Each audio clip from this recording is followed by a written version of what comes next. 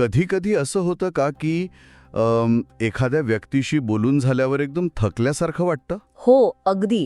जणू काही आपली सगळी ऊर्जाच खेचून घेतली आहे. बरोबर. आपण तासनतास समजावून सांगतो, पण समोरून काहीच प्रतिसाद नाही, उलट वाद आणि डोकेदुखी.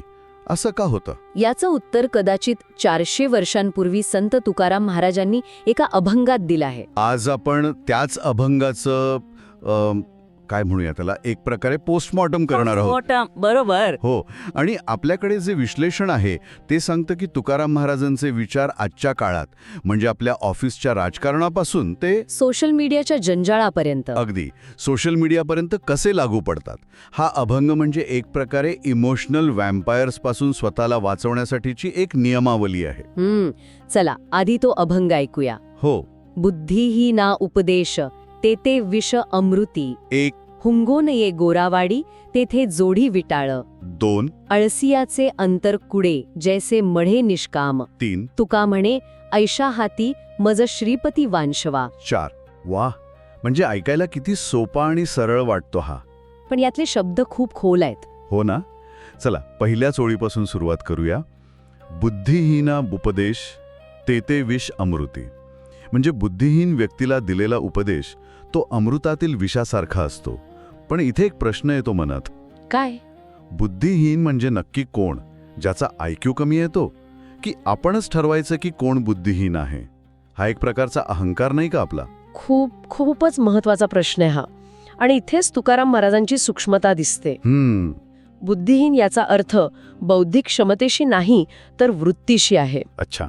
म्हणजे तो जो अहंकाराने भरलेला आहे, जो बदलायला तयारच नाहीये, ज्याला वाटतं की त्यालाच सगळं कळतं, तो ऐकण्यासाठी नाही तर फक्त वाद घालण्यासाठी बोलतो. अगदी. आणि तुकारामांनी वापरलेली उपमा पहा, अमृतातील विष. अमृत म्हणजे तुमचा चांगला मौल्यवान उपदेश, पण तो अशा व्यक्तीच्या कानावर पडताच विष बनतो. विष बनतो. हो, कारण ती व्यक्ती त्या उपदेशाचा वापर ज्ञान मिळवण्यासाठी करतच नाही, उलट तुमच्यावरच टीका करण्यासाठी करते. म्हणजे हा एक प्रकारचा एनर्जी मॅनेजमेंटचा नियम आहे. मला आठवतंय, एकदा मी माझ्या एका मित्राला त्याच्या चुकीच्या आर्थिक सवयींबद्दल सांगत होतो. मी खूप अभ्यास करून आकडेवारीसह त्याला सगळं सांगितलं, पण परिणाम काय? तो ऐकून घेण्याऐवजी माझ्यावरच चिडला. अरे बापरे. तू मला शिकवू नकोस, तुला काय कळतंय माझ्या परिस्थितीबद्दल, असं म्हणून त्याने संबंधच तोडून टाकले. चांगला हेतू वाया गेला आणि नातंही खराब झाला. अगदी हेच तुकाराम महाराज हेच सांगतायत. तुमची ऊर्जा, तुमचा वेळ आणि तुमची मनशांती ही मर्यादित आहे. बरोबर. ती अशा ठिकाणी वाया घालू नका जिथे तिची काहीच किंमत नाहीये. हे समोरच्याला कमी लेखणं नाहीये, तर स्वतःच्या मानसिक आरोग्याचं रक्षण करणं आहे. हो. सोशल मीडियावर तासनतास ट्रोलर्सनं उत्तर देण्यात काय अर्थ आहे? त्यांना सत्य नकोच असतं, त्यांना फक्त प्रतिक्रिया हवी असते. खरंय. त्यांना प्रतिक्रिया देणं म्हणजे अमृताच्या पेल्यात विष टाकण्यासारखंच आहे. आपण आपली शांतता गमावतो आणि त्यांना जे हवं ते मिळतं. म्हणजे शहाणपण हे फक्त ज्ञान देण्यात नाही, तर ते ज्ञान कोणाला द्यायचं हे ओळखण्यात आहे. अगदी बरोबर. पण तुकाराम महाराज इथेच थांबत नाहीत. ते पुढे सांगतात की केवळ व्यक्तीच नाही, तर तुम्ही कोणत्या वातावरणात राहता. हो, तेही तितकंच महत्वाचं आहे. आणि त्यासाठी ते गोऱ्हावाडी हा एक जबरदस्त शब्द वापरतात. बरोबर. पुढची ओळ आहे, हुंगो नये गोरावाडी तेथे जोडी विटाळ. गोऱ्हावाडी म्हणजे गुरांचा गोठा, जिथे अस्वच्छता आणि दुर्गंधी असते. महाराज म्हणतात, तिथे जाऊन तुम्ही अत्तराच्या सुगंधाची अपेक्षा करू शकत नाही करू शकत. तिथे तुम्हाला दुर्गंधी आणि विटाळच मिळणार. याचा लाक्षणिक अर्थ खूप खोल आहे. गोऱ्हावाडी म्हणजे असं कोणतंही ठिकाण किंवा लोकांचा समूह जिथे नकारात्मकता, मत्सर, द्वेष, आळस, निंदा नालस्ती भरलेली आहे. हो. हे तर थेट आजच्या ऑफिस कल्चरला लागू होतं. अनेकदा ऑफिसमध्ये एक असं वातावरण असतं जिथे सतत दुसऱ्यांबद्दल वाईट बोललं जातं. तुम्ही कितीही सकारात्मक राहण्याचा प्रयत्न केला तरी अशा वातावरणात हळूहळू तुमच्या विचारांवर तो विटाळ लागतोच. नकळतपणे तुम्हीही त्याच नकारात्मकतेचा भाग बनून जाता. याला सोशल कंटेजन म्हणतात. अच्छा, सोशल कंटेजन. हो. भावना आणि वृत्ती या संसर्गजन्य असतात. तुम्ही जर सतत तक्रार करणाऱ्या लोकांमध्ये राहिलात तर तुम्हीही तक्रार करायला लागता. खरंय. तुकाराम महाराज आपल्याला सांगत आहेत की अशा वातावरणापासून जाणीवपूर्वक लांब राहा, कारण तुमची सकारात्मकता टिकवणं ही तुमची जबाबदारी आहे. तिथे राहून तुम्ही त्या वातावरणाला बदलू शकाल हा विचारच चुकीचा आहे. आधी स्वतःला वाचवा. पण मग एक प्रश्न येतो, जर आपला मित्र किंवा कुटुंबातील सदस्य अशा नकारात्मक गर्तेत असेल तर त्याला तिथे सोडून द्यायचं का? नाही, मुद्दा तो नाही. मदत करणे आणि स्वतःला त्या दलदलीत अडकवून घेणे यात फरक आहे. तुम्ही एखाद्याला हात देऊन बाहेर काढू शकता, पण जर तो तुम्हालाच आत खेचत असेल तर आधी स्वतःला सुरक्षित करणं महत्वाचं आहे, नाही का? बरोबर. घोरावडी म्हणजे अशी जागा जी कायमस्वरूपी तशीच आहे, जिथे बदलायची इच्छा नाही. अशा ठिकाणापासून दूर राहण्याचा सल्ला महाराज देतात. म्हणजे मदत करा, पण स्वतःची ऊर्जा आणि मानसिक शांती गहाण ठेवून नाही. अगदी. म्हणजे आपण इतरांकडून येणाऱ्या नकारात्मकतेपासून स्वतःला वाचवण्याबद्दल बोललो, पण तुकाराम महाराज पुढच्या चरणात आरसा थेट आपल्यासमोर धरतात. हो. आणि ही ओळ वाचून तर मला धक्काच बसला. अळसियाचे अंतर कुडे जैसे मडे निष्काम. आळशी माणसाची तुलना थेट मढ्यासोबत म्हणजे प्रेतासोबत केली आहे. हे खूपच टोकाचं नाही का वाटत? वाटू शकतं, पण तुकाराम महाराज इथे शारीरिक आळसाबद्दल नाही बोलत आहेत. अच्छा. ते मानसिक आणि आध्यात्मिक आळसाबद्दल बोलत आहेत. आणि त्यांची तुलना किती अचूक आहे पहा. प्रेताला डोळे असतात पण ते पाहू शकत नाही, कान असतात पण ऐकू शकत नाहीत, हात पाय असतात पण हालचाल करत नाहीत. बरोबर. त्याचप्रमाणे आळशी माणसाकडे बुद्धी असते, क्षमता असते, संधी असते, पण त्याच्यात काही करण्याची इच्छाशक्तीच नसते. तो आतून मेलेला असतो. हो. त्याचं अंतर म्हणजे त्याचं मन कुडलेलं म्हणजे सडलेलं असतं. आणि त्यातला तो निष्काम शब्द तर आणखी गोंधळात टाकतो. कारण गीतेमध्ये तर निष्काम कर्म हे श्रेष्ठ मानलं आहे. बरोबर. मग इथे तुकाराम त्याला प्रेताशी का जोडत आहेत? हाच तर महत्वाचा मुद्दा आहे. निष्काम आणि निष्क्रिय यात जमीन अस्मानाचा फरक आहे. निष्काम कर्मयोगी म्हणजे तो जो फळाची अपेक्षा न करता आपलं कर्तव्य करतो. तो अत्यंत सक्रिय असतो. पण आळशी माणूस निष्क्रिय असतो. तो काहीच करत नाही. तो आपल्या निष्क्रियतेला नशिबाचे नाव देतो.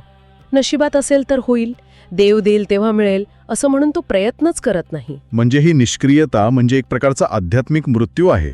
अगदी. तो जिवंत असूनही मृतासारखाच आहे, कारण त्याच्यात चेतना नाही, उमेद नाही. मला आठवतंय, माझ्या ओळखीत एक जण होता, प्रचंड हुशार, पण नोकरी करायचा नाही. अच्छा. काय विचारलं की म्हणायचा, माझ्या लायकीचं कामच मिळत नाहीये. वर्षानुवर्ष तो फक्त कारणं देत राहिला.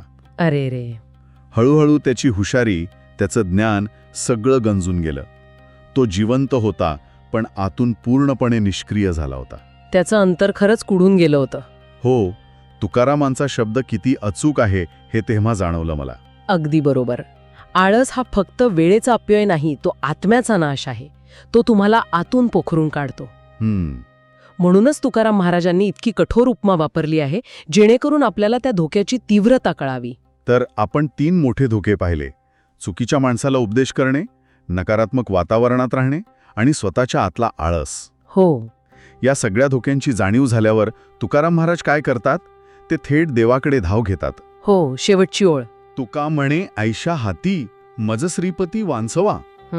यात एक प्रकारची नम्रता आणि कमालीची जागरूकता दिसते. हो. आणि इथेच या अभंगाची उंची कळते.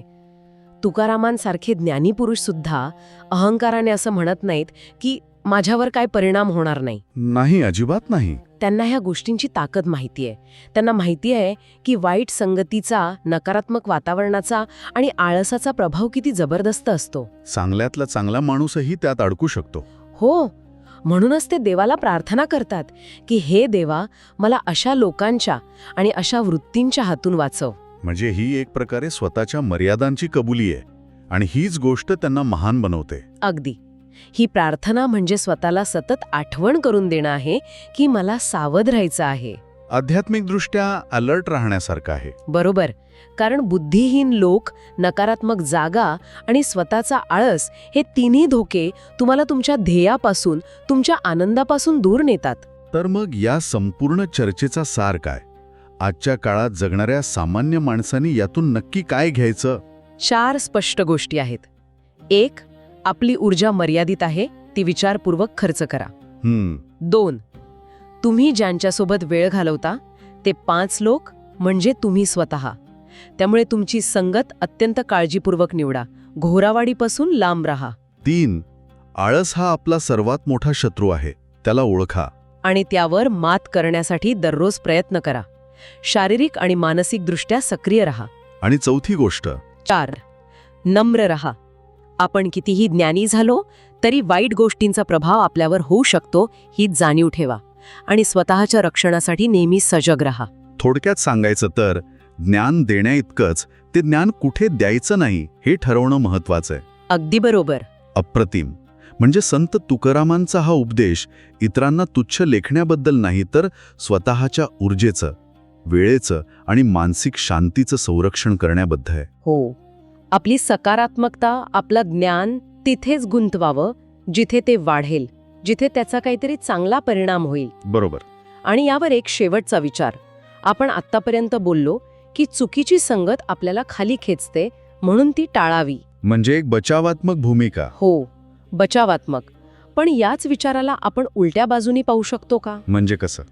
जर चुकीची संगत आपल्याला इतक्या सहज खाली खेचू शकते तर योग्य संगतीची निवड करणं हे केवळ स्वतःला वाचवण्यासाठी उचललेले बचावात्मक पाऊल न राहता स्वतःच्या प्रगतीसाठी उचललेलं एक सक्रिय पाऊल ठरू शकतं. अगदी स्वतःला अधिक उंचीवर नेण्यासाठी उचललेले एक सक्रिय आणि सर्वात महत्त्वाचे पाऊल ठरू शकतं का यावर प्रत्येकाने विचार करायला हवा.